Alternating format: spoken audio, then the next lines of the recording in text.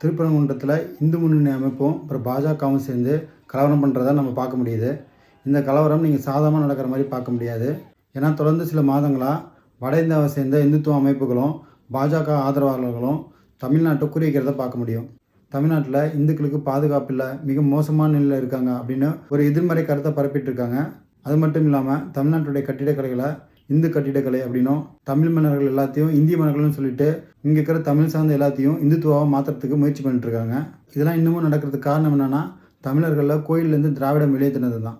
நம்மளை கோயிலேருந்து வெளியேற்றவும் வேற்றுமொழிக்காரர்கள் எல்லாருமே கோயிலில் உள்ளார போயிட்டாங்க. அங்கே கோயிலில் இருக்கிற தமிழ் அடையாளங்கள் எல்லாருமே அழிக்கப்பட்டுருச்சு. கடவுளுடைய பெயர்கள் கூட இப்போ சமஸ்கிருதத்தை சொல்ல ஆரம்பிச்சிட்டாங்க. முருகனை இப்போ ஸ்கந்தன்னு சொல்ல ஆரம்பிச்சிருக்கிறாங்க. அதே மாதிரி அண்ணாமலையாரை அருணாச்சலேஸ்வரர்னு சொல்ல ஆரம்பிச்சிட்டாங்க. இதை நம்ம இப்படியே விட்டோம்னா தமிழ் அடையாளத்தை மொத்தமாக அழிச்சிடுவாங்க.